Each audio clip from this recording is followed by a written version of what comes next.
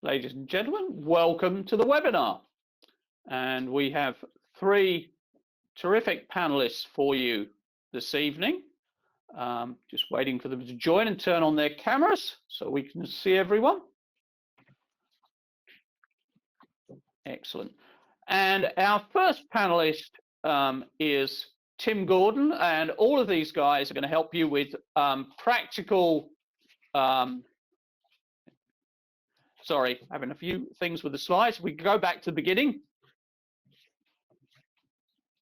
All of these guys are going to help you, practical tips to help you survive and thrive in a time of crisis.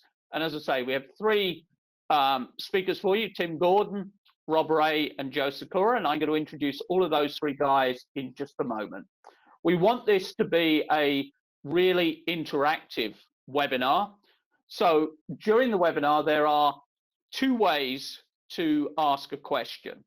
The first is to go into the sidebar on your screen, the panel on the right-hand side. Click the icon you can see there to raise your hand.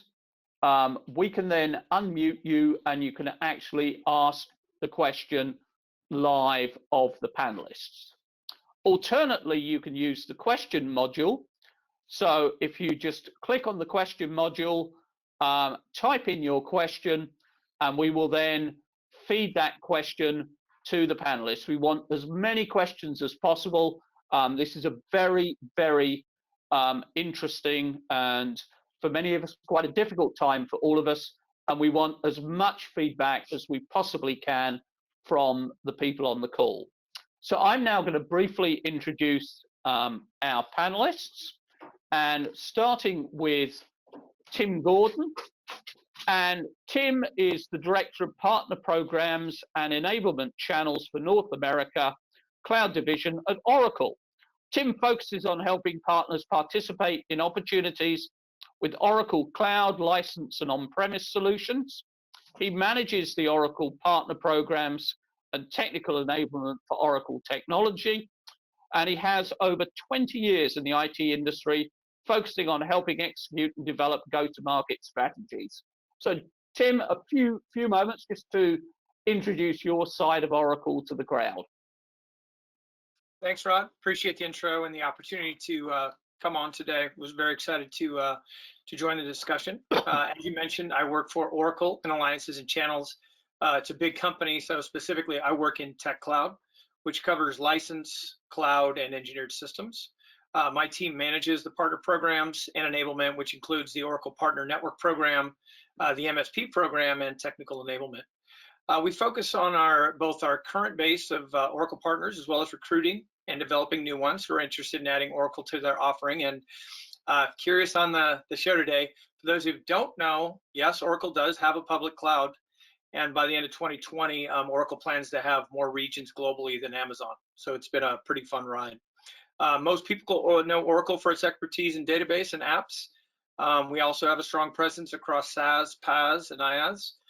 My team specifically does not support SaaS in areas like ERP, HCM, and CX, but we do cover IaaS and PaaS, which has developed very nicely over the last few years as Oracle has rolled out its Gen 2 cloud OCI globally. So thanks again. Look forward to the discussion today. Excellent. Our second panelist is Rob Ray, and he's the VP of Business Development at Datto. Rob's worked in managed service provider industry for 20 plus years. He's actually rated the top channel influencer by Jay McBain. He's a global award-winning speaker. And before COVID-19, he traveled 250,000 miles a year for events. So this must be a nice, relaxing time for Rob. And he's also on the board of directors at CompTIA. So Rob, briefly, a few words about Datto. Yeah, thank you very much. Super happy to be here. A few words about Datto. Datto is one of the, if not the largest MSP-only vendor in the world, focusing on technologies that MSPs put into their stack in an effort to turn around and sell to small, medium businesses. Our main product is backup disaster recovery. However, we also get into the networking side of the business with routers, access points, switches, firewalls, all that stuff. we're heavily into during COVID times of COVID here. MSPs have been finding quite a bit of success with technologies like remote monitoring and management, RMM technology, PSA technology, SaaS protection like Office 365 backup and other types of cloud backup, and file sync and share technologies, all things that we package, innovate, and sell to managed service providers, all in an effort to make them more profitable. And yeah, that's a little bit about data. Okay, and our third panelist is Joe Sykora, and Joe is the VP of Global Channel Development at Bitdefender. Joe's seen every side of the business. He's been a serial entrepreneur for over 10 years, an IT service provider, an MSP. The last company he built was sold, was infrastructure as a service. He worked at Fortinet from 2010 until 2017, and joined Bitdefender in 2017 as a global channels leader. He became global sales and channels leader at Bitdefender in 2018. So Joe heads up all sales for Bitdefender globally. So Joe, a couple of words about Bitdefender before we get on to the meat of what this panel is really all about, which is helping these guys understand what's going on and what we can do. Sure. Thanks, Rod. And thanks, everyone, for joining today. So Bitdefender is a global cybersecurity provider. We protect about 500 million active endpoints. So it's one of the largest threat research and cyber threat research networks on the planet today. So we sell everything through the channel. We have both MSP and traditional. And happy to be here. Happy to be here. I guess I should have put all the miles traveled too, because like Rob, always on the road up until lately. Excellent. So before we start, I'd like to kick in with a couple of polls. So our first poll, which we're going to launch, is what effect has the COVID-19 crisis had on your revenue forecast for April and May 2020? If everyone could select one of those buttons, I'd very much appreciate it. I think it gives us all a really interesting idea of where we are. So please, guys, do take part in the poll. Do check the buttons so we can really get a feeling for where we all are, all the folks on the call. We'll also be sharing these results with everyone on the call after the meeting. So please get voting. Give you another 10 or 15 seconds to select one of the options.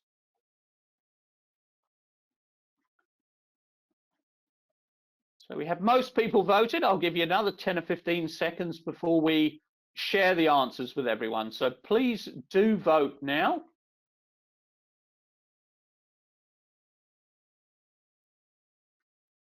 Okay, almost there.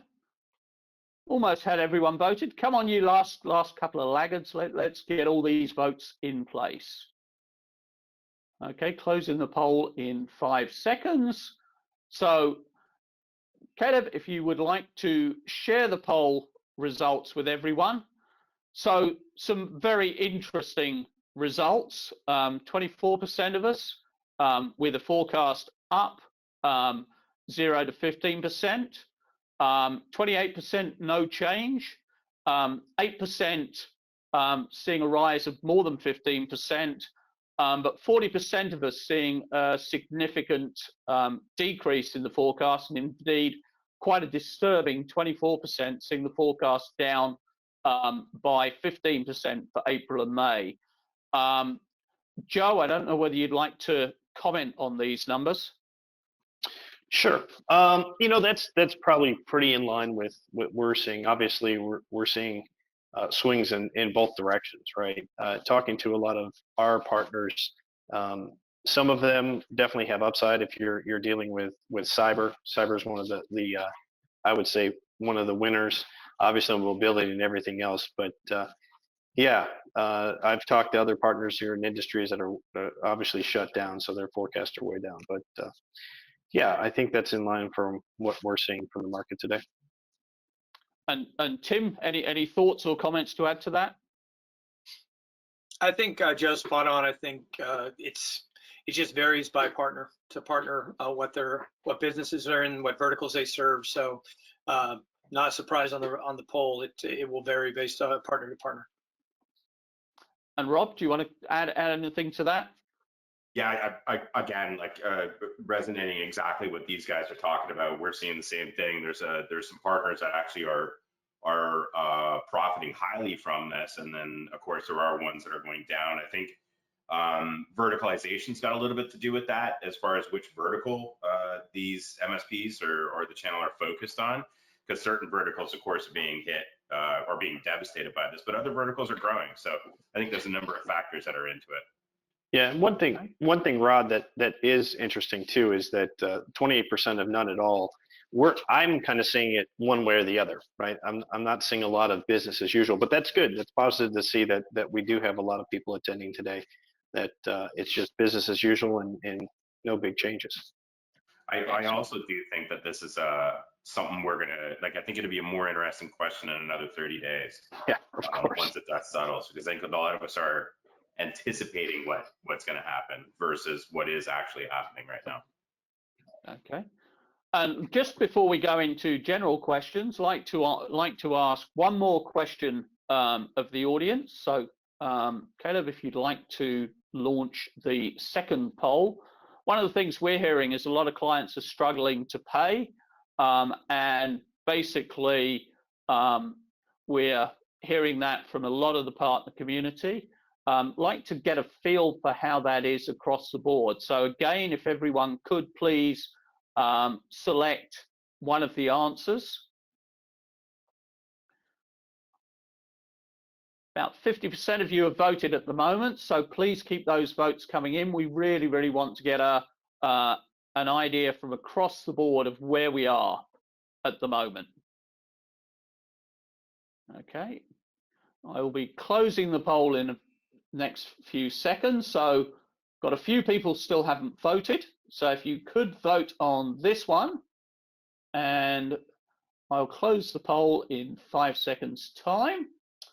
So Caleb, if you could launch the answers to that.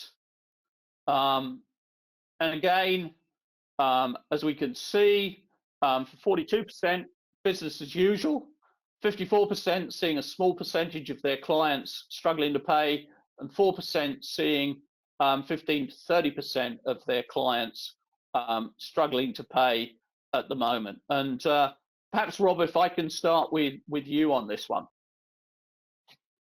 Yeah, this is right in line with what we're seeing as well with the actual solution providers that we work with. Is most are paying their bills.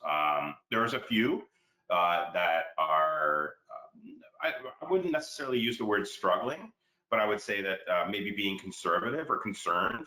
Right now, cash is super important, and again, this is like a big wait and see right now, and it's really, really tough to predict the future. But I'm happy to see the numbers the way they are. But again, it reflects very closely to what we're seeing in our business too.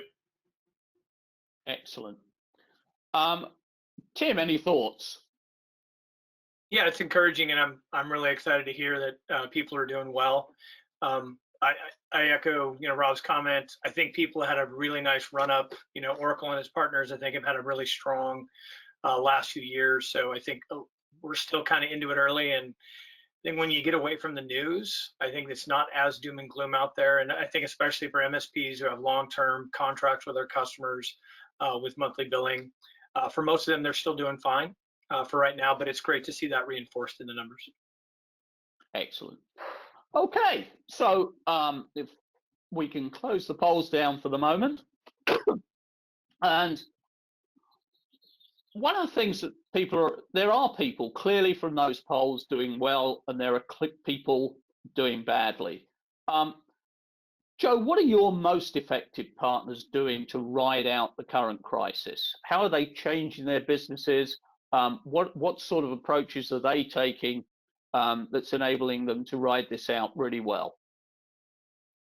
Yeah, I think, obviously a lot of the businesses who are doing well are the ones that were doing well before, right? So if it's a well-run business, reserves of cash, right? So they had more than a few months worth of cash. I think we're still seeing them adapt to that.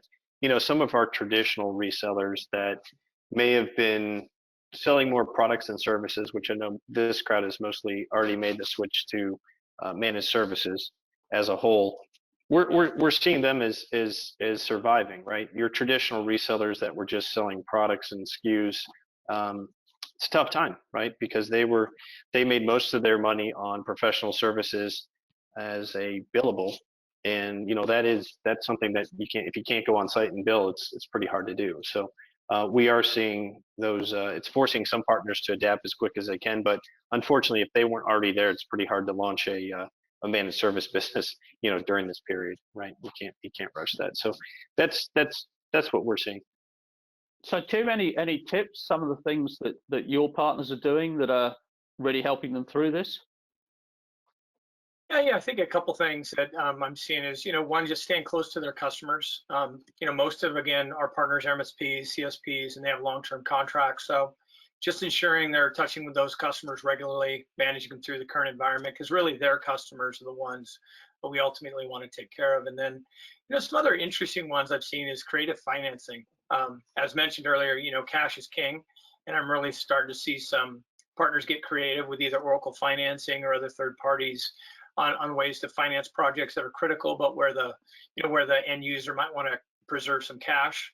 And then lastly, just moving projects forward technically. I think most companies are on a pause right now, while others are not. But even on pause, just getting through the technical work, make sure it's done, having the POC done, having everything checked off. So when and if we do come out, the project's ready to move forward financially. So I would say, the creative financing and the technical piece are ones I'm seeing some of the more effective ones still move forward with. Mm-hmm. And Rob, same question to you. Yeah, it's an interesting time, and I've been trying to draw the correlation back to. I mean, really, there is nothing like this in our lifetimes. I mean, maybe Rod, you were around for the Spanish flu, but in our lifetimes, we haven't seen anything like this, right? So for us, like it's unusual. I'm trying to predict what's going to happen, especially around technology. There's a couple of things that I kind of look at and take like real good heart in and think really positively about. Managed services really took off in 08, and if you take a look at managed services around the world, it's a pretty safe bet that the U.S. market is leading the charge, right? Which, from a technology perspective, isn't always the case. So why? And I think the 08 recession that we went through in the United States really catapulted the shift to recurring revenue and away from project work.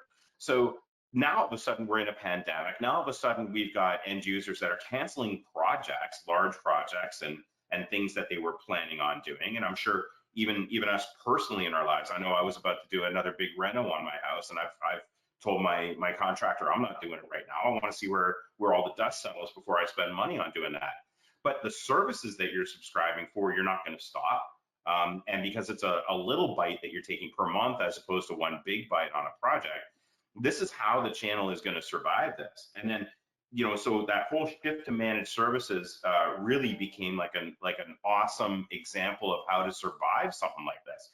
So I actually see this as from a managed services perspective outside the United States to really kind of catapult how people are doing business and engaging with IT. There's a lot, like right now. So the first couple weeks, everybody's hair was on fire. Pretty safe bet, except myself because I don't have any. But Joe, you look like you still have a flame on top of your head. Listen. I still need a haircut, Rob. You need a haircut. Totally fair.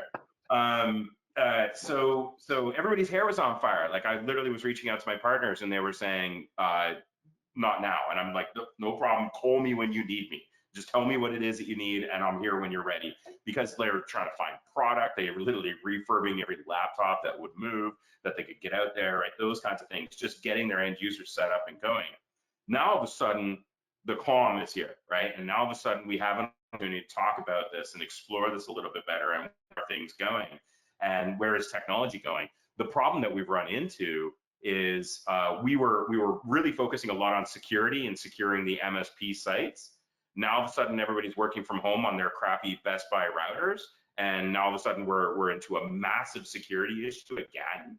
And now all of a sudden we're starting to think, all right, so once we start transitioning back to work, not only do we have to worry about continuing security at office, but now we also have to think about what happens when the next pandemic comes. So from an IT perspective, there's like, in my mind, this has been like a really, really good kind of thing that has happened to the channel in an effort to really allow people to understand the value of technology and the value of the services that you're paying for. And I think that's where the MSPs are going to thrive in this. Okay, terrific. And if anyone has questions, again, please pop them into the question box. Beginning to receive a couple of questions for these guys, but keep those questions flowing. Before I go over to some of the questions we're getting from the audience, and as I say, guys, use the question box or raise your hand. I have another question for you guys. What are you doing to help your partners navigate COVID-19? So perhaps, Joe, I can start with you on this one. Sure. Well, since we are a software manufacturer, we are doing what most software manufacturers are doing, right? We're extending trial versions. We actually gave our software away, or are giving our software to anyone related to healthcare, right? So our partners and their end users can go ahead and use our technology at no cost for up to 12 months. That was just one of the things, right? We're taking it a case-by-case basis, right? Because the biggest thing that we're hearing is extension of terms, right? We need to extend our terms because maybe our customers are paying late. So we do have those programs in place as well. And we're listening, right? We're using this time to also get engaged or re-engaged with things like video calls, all the stuff that we always said we should be doing. We have the time to do more of that now. So we're listening to every single partner and seeing what is custom for them and what they need, because it's not one size fits all, right? It really isn't. There's some broad things that we can do, but as a true partner, and I think all of us on the call are probably going to be similar to this, we want to hear what you need, right? Because every business is different, and I think we're open to supporting that for sure. And Tim, you're nodding there. Do you want to chip in on that one? Yeah, certainly. I think, I really like the polls to start out the call, because a lot of people are still doing well. So I think we're just continuing to reach out and provide the support to our partners. For us, maybe it's similar to many vendors as well. It's the end of our fiscal year at the end of May. So we're still having a strong run up where we got to close business to the end of May. So we're doing what most manufacturers do as they end of fiscal year and help our partners close business. I think a few other ones that are interesting is I'm finding that I'm doing a lot of recruitment with partners right now. There's a lot of Oracle partners very curious. Either they were or were not working with Oracle before. So I'm on a weekly basis talking to a lot of new partners, trying to figure out, is Oracle something they want to partner with? So spending a fair amount of time on that. And lastly, I think, again, in this run up in the last 2 or 3 years, I think a lot of our partners had some technical debt, if you will, where maybe their technical teams weren't getting as much time to do their certifications and their specialization. So Oracle actually gave all their cloud certification and training away for free until May 15th. And so it's been kind of nice to watch on LinkedIn, a lot of posts with technical people getting their cloud certification. So I think the other part is, as people have a little slack for their technical teams who've been burning it so hard on projects for a year or two, it was nice to see Oracle give a lot of that away for free and allow those people, the technical people who really need that time to be able to spend it refreshing themselves on the technology, getting the certification. So it was nice to see Oracle give that away for free. And Rob, what about you guys at Datto? Our approach has been a little bit different. I find that not different actually from what these two gentlemen are talking about. I want to say different from what our competitors have been doing in this space. A lot of times, and I think it just goes back to maybe the immaturity of a lot of MSP startup vendors, and this goes back a long time. But when I say immaturity, it's like the way these guys would kind of take shots at each other and not think about the MSP first. That was a big issue for a long time in our space, and unfortunately, there's still a little bit of that legacy there where It was whoever had the largest war chest to be able to give out to MSPs, even though 90% of it was BS and factoring in a whole bunch of different things that an MSP would never see from them. And then little campaigns that were kind of self-serving and things like that. What we did was kind of a different approach. We didn't want to put ourselves out there as like, hey, look at us during a time of devastation. Our partners are telling us to leave them alone for the first couple of weeks, and that's exactly what we did.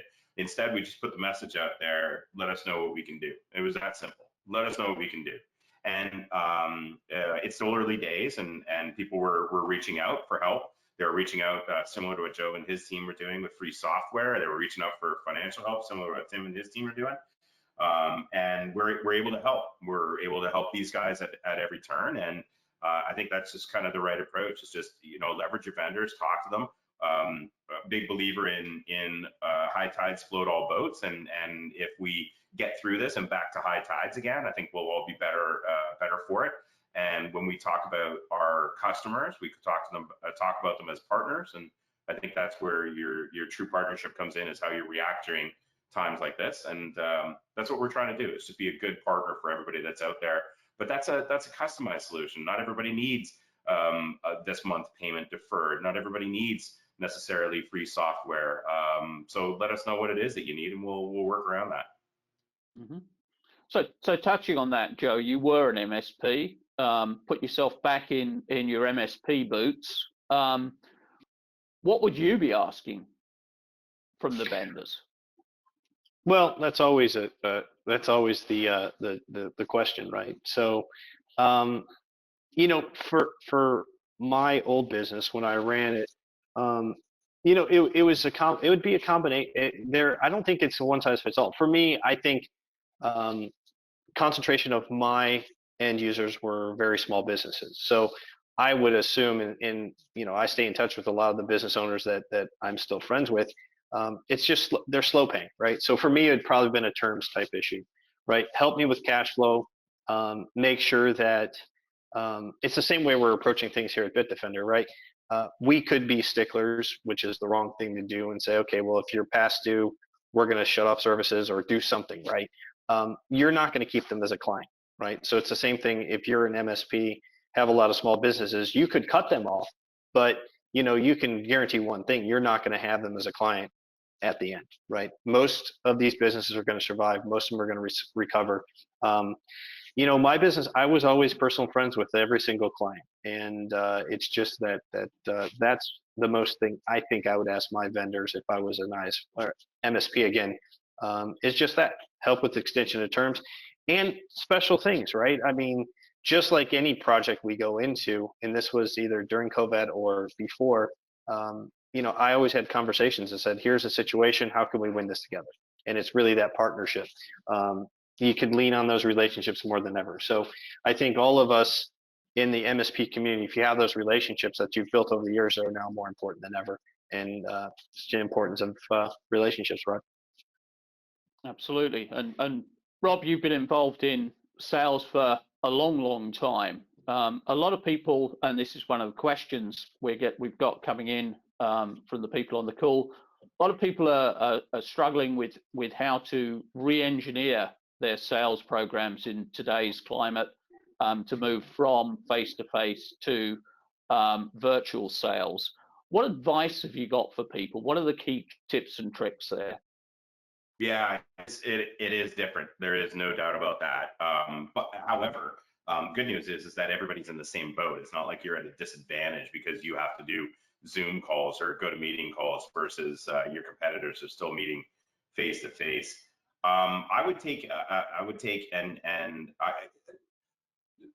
I mentioned that what our approach was. First thing you want to do is protect your own revenue, okay?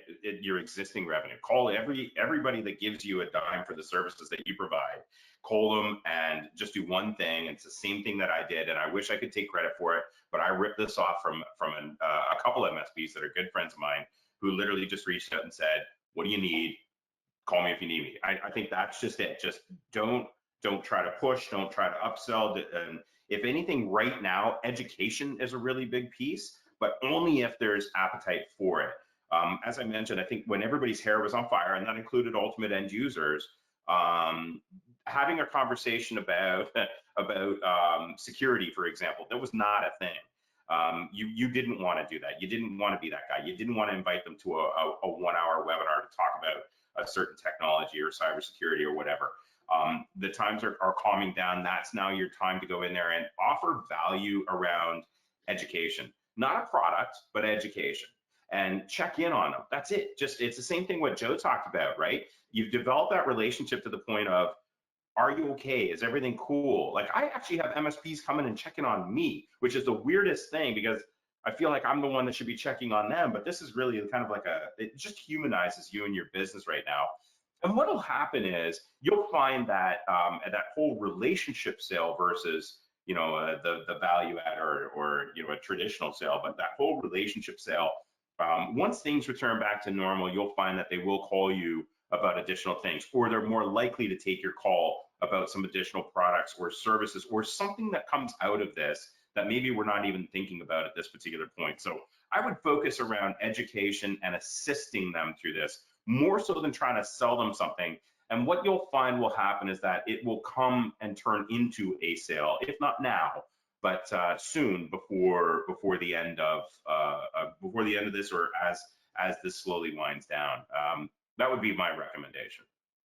And Tim, any thoughts on that?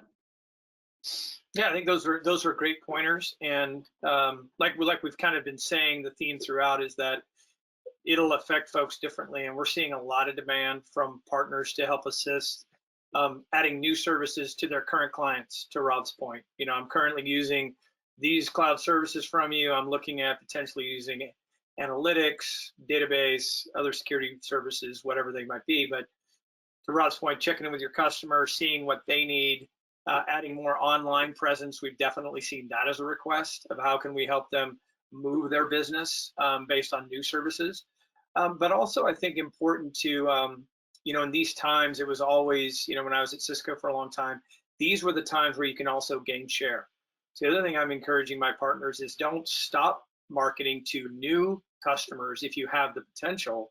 I had a conversation with one partner this week. We're planning a webinar. They have 60 people signed up for their webinar. So I think the other thing is, if you can, you know, first and foremost, like Rob said, focus on the new ones. What do they need? Don't try to sell. And then, but don't give up the new ones, and continue to enhance, especially your digital marketing, which again, this debt that I've talked about, I think a lot of people let that lapse. You know, your website, your digital assets, on your references, maybe what you're pushing on LinkedIn. You know, maybe spend the time to beef up a little bit more on your digital marketing that you might have left lapse, because that's where people are going to go right now. Mm-hmm. And picking up on that, Rob, what are you guys doing to help with things like the marketing change? And what have you seen things from some of your partners where you go, wow, that is really such a cool marketing idea? Yeah, that's exactly what we're doing. I can't emphasize that enough. What Tim said: don't stop marketing, don't stop your efforts and whatnot.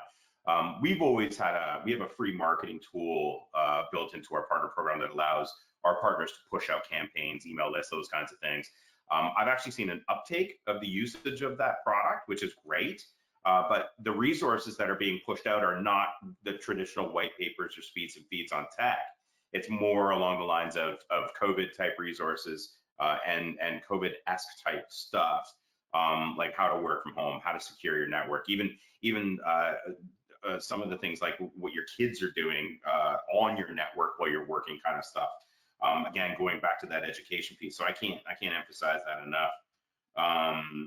But yeah, there's I think, and you'll see it actually from most vendors. What we're doing is we're actually creating stuff like we're about to launch a communication strategy. It's actually a template off of our communication strategy. And I'm literally looking at it because our marketing team has come up with this whole communication strategy around, and it's like the 7 steps through a pandemic. And it, you know, it starts with your hair on fire and goes down to this, and it's going to lead to step 4, step 5, step 6 as we transition back to office and then post office and everything like that. And I'm looking at this going, this is a brilliant tool because it really encapsulates what we're all going through and kind of the journey that we're all going through. So what we did was we created a white labeled piece of it and thought, what would end users and MSPs want to see, and created that, and now are giving that as a white label tool for our MSPs to go have a conversation. Because if you can go to your end users and go, here's what I think our journey is going to look like over the next three days, 3 months, 3 years, it only adds the value of what the MSPs bring into the table, that real consultative type, that behavior. There's one other thing that I'll add, and I think super important during this time.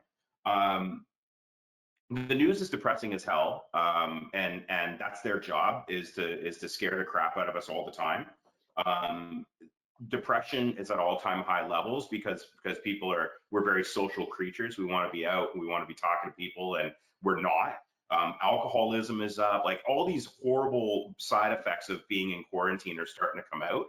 I think being a beacon of good news and being positive, I think that just making that human connection, going back to what we were talking about before, but more so look for the silver linings for your end users and start sharing those things. If you can be that kind of guide that's good, like, hey guys, it's not as bad as what we're all thinking. We're going to get through this. I think that goes a long way. And unfortunately, I think there's just way too much. It's easy for us to default into this sucks, because this does suck.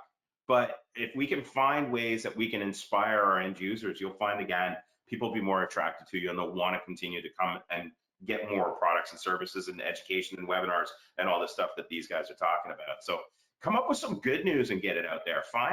Buck the trend. Let's find kind of like the, hey, here's a good news webinar that we can all talk about and start thinking about, and those kinds of things.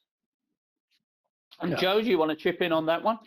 Well, I agree with Rob. I think the other key is I always tell my teams must be present to win. I think that's something that resonates even during this very well. Do things like this, video, right? That is one of the key things I think we've always known that we should do. But the simple fact of turning your video on when you're doing calls like this with other people and being present, right? One of the things internally at our organization, and probably like many of you have been invited to virtual happy hours, right?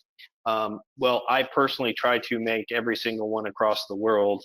I always don't drink at every single one, but I always try to stop in, right? And just be present, see how everyone's doing. You can do the same thing with your customers, right? Do the same thing, and making it as personal as possible is key, right? It's almost like the new version of today's cold call. And I'm sure many of you guys are struggling with developing the business, and some of your salespeople are probably more old school, right? I think all of us on the call, especially if you're a channel leader, we're used to going trade shows and where could you find me? And sometimes I saw Rob at the bar, right? Afterwards, right? Let's do social networking, and this is our life. So we've had to adjust too, and it's okay to not have the answers. We're all in this together, but if we can help you with some of the things we're all struggling with, because again, we're just a business just like all of you. Mm-hmm. And Tim, have you got any tips from the relationships you've got with the MSPs you're dealing with? What's working for you when it comes to dealing with your MSP partners, and how can that help the people on the call in turn do a better job of continuing to be on top of their customers today? Well, I think lots of good points already, and I'll just kind of take one off what Joe just said. And it's an interesting for salespeople, and I've enjoyed watching the phenomenon go, but even making it more personal with video, like we're all doing it today. I can't count the number of Zoom calls I've been on the last 3 months. I'm probably on eight a day. It's amazing to see who uses video and who does not, right? So I think one is just let them see you. 70% of all communication is nonverbal. It's one of my favorite stats. So start with video and making it personal. I love Joe's statement he just made. And I love watching the salespeople. Some are comfortable, some are not with video. But then, as the theme continues, listen to my MSPs and what they need versus projecting and project a positive, because for right now, business is positive. There are some nice things out there, but some of the things they need is help me reduce costs for my customer. Absolutely. Let's get on a call. Let's look at the architecture. Let's talk through what you need, what some of the options are. Help me understand the financing that I might do for this customer, but really just kind of walk alongside with them. I think one of the things that has also helped is we've created a regular cadence with all our top MSPs. My team talks to them probably every 2 weeks just to check in. To Rob's point, I'm not going to go, chicken little on you or anything like that, or, the sky's falling, but what do you need? And keep it casual, keep it positive. If you need something on a new deal, great, let's dig in. If there's an open support case on a current one, great, let's help you with that too. So really more listening and being present, and video when you can, because I think it makes all the difference when you have to be remote. Yeah. And Rod, I don't know if you're gonna. I see that I just got a question on here too. Is someone asked? We're mentioning video, and the whole thing is, if you have a great voice but look like a gargoyle. That's the question. I only read them, right? But I tell you what. One of the things I do want to bring up because of that is everything's acceptable, right? I think traditionally, if it wasn't 80 degrees out in California today, my kids would be jumping up and down and trying to get me involved in their conversation. So, we're all human. Most of the time when I talk to my team, they've got backwards baseball hats on, t-shirts, board shorts, kids, dogs, you name it. So, and that's all cool. I think if anything, this period is going to help us make that more acceptable, right?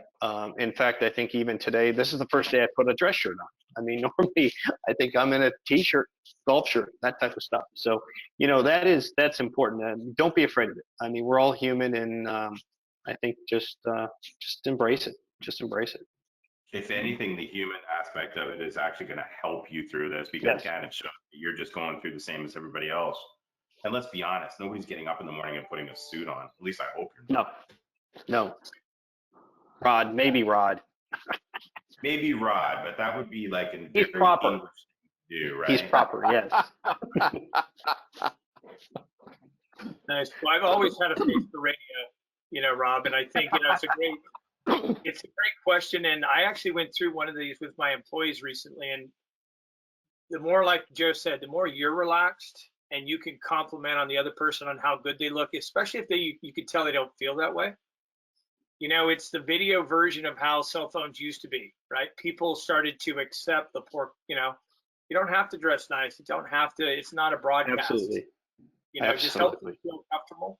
And again, I find the more you're showing it, like Joe said, the more you're comfortable, the more they will be. Okay. And got another comment here. Although we're seeing an increase in business, I predict we'll feel the effect of the economic slowdown in the summer. So any thoughts on beyond the next couple of months? There's been a number of forecasts about the way the world is headed. Any comments that you'd like to add to that, and how people can be prepared for that? Anywhere you're looking for information that's really helping you understand what to do business-wise? I'll go first. I think the one thing is there's a ton of information, right? So we're on information overload. If many of you are probably business owners, and you probably get most of the stuff that I'm reading today. So I think every day I get like 5 different reports, and it changes daily. The other call I have almost daily is with our CFO to talk about, okay, am I changing our forecast? I had my first virtual board meeting last week. So we're getting all the questions too. And I can definitely tell you that there will be a change in business for sure, right? When we come out of this, things will never be the way they are before.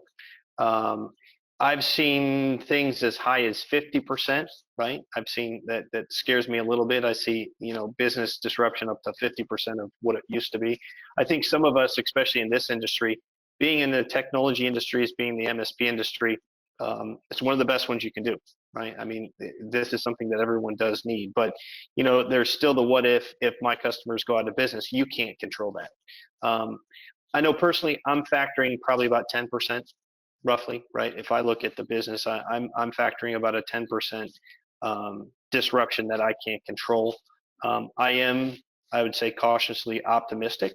Like many of the things that we've talked about today, being in cyber is a good place to be. I think it's one of the big verticals that we're seeing an explosion of extra demand. But even that, you have to prepare for it. So as a business owner, I think just being prepared, it's not a bad thing to prepare for the worst, hope for the best. Hope is not a business strategy, but I think you should be looking at different things. You all have done business plans. You all have done planning and forecasting for this year. There's going to be some risk, right? And it's going to be stuff that's out of your control. So I think the more that either we can help you, your vendors, your consultants, everybody else that can help you, just model it, right? And listen to it and listen to what we're doing. I mean, obviously we're businesses too. So we share information, and that's the big thing. Talk to your peers too, right? Talk to your peers about what they're doing to prepare for it. Okay. And we're almost out of time. So starting with you, Tim, if you had one key piece of advice for the business owners on the call today, the MSPs on the call today, what would that piece of advice be?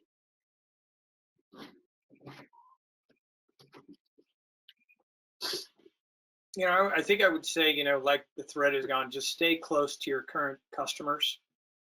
As MSP, like we talked, most of ours signed 3 to 5 year contracts. So most of our partners are going to do very well. And then, there will be winners or losers. So pick the best risk profile for you. Like Joe was saying, there's people who are going to be very negative. There's people who are going to make tremendous gains in this market based on what's comfortable for them. People will grab big share. People may lose share because there is a lot of information out there and people will take it differently. So my advice would be, hey, stay close to your current customers. Make sure they're taken care of because they've got you here and they'll probably get you through it. But then decide how aggressive do you want to be in this market. Some will choose retreat, some will choose to gain, and that's a personal decision. And only you know what's the right course of action for you, because all businesses are different. So those would be probably the things I would think about if I was an owner in MSP right now. Rob, same question to you. I hinted at it before, but I can't emphasize it enough. Is take care of what you've already got. Focusing on kind of what you have as far as existing business that goes. I think this is a great time as well to look at the lower end of your market, meaning those ultimate end users that haven't really bought into what you're saying, haven't really understood or value what you're bringing to the table. Maybe they're beating you up on price consistently. Maybe they're beating up on your tech support team. This is also a good opportunity to take a look at those businesses because, and I'm not suggesting anybody goes and fires a customer, but if you have an opportunity, because I do believe that, I don't want to say technology is recession proof, but it's definitely something that is going to become more and more prevalent, more and more important as the next few months unfold. And I think that's going to mean more opportunity for people, which means if you understand what business you can dump in order to replace it with better business, that's what I see a lot of the really good MSPs that are doing right now, is they're taking the less profitable end users out of their portfolio and starting to look at finding newer, better people that'll value what you do more. It's not a bad time to be looking at that. The other time, this is also a great time to look at technologies as well. What's not in your stack? What can you update in your stack? We're in this quiet period before everything is going to like hair on fire again, which will be the transition to back work from home. The markets are unpredictable. This is I'm assuming your original question was about the U.S. market. It's an election year, so who knows how the market's going to react. Are these loans and these SBA bailouts going to be enough and keep everybody kind of flowing? Does everybody get their job back when the markets open back up? I will tell you, the one place I wouldn't want to be invested in is corporate real estate, because I think this work from home thing is going to be a legit thing moving forward. That would probably be the only thing I'd be scared of right now. Excellent. And Joe, last but by no means least. Thanks, Rod. I think it's just important you're all mostly entrepreneurs on the call. Just remain flexible, right? It's what we do. right? I mean, as an entrepreneur, you take risk every day, you make adjustments every day. You're going to have to continue with that, right? There's things you can control. There's a lot of things right now that you can't. So just remain flexible with that. Like both Tim and Rob said, I think now is the time to embrace your existing customers more than ever. I know we're using it as a chance to take a look at our policies, our procedures, make changes, improvements, that type of thing. But I think that's the last thing is ask for help, right? Come to us, come to all of us. I think in the communities we want you all to succeed. So it's not bad to raise your hand, ask for help. And I think you heard all of us say, we're almost treating every single partner as a unique scenario, right? So just ask. I mean, it's okay to ask for help, for sure. Excellent. Tim, Rob, Joe, thank you very, very much indeed for some great insights. Really enjoyed it. Loved the interaction. And no, I wasn't around in the last pandemic, I can assure you. But thank you all very, very much indeed. Thanks, everyone. Closing the webinar now. Thanks very much indeed, guys. Bye-bye. Thanks, Rod. Thanks, guys.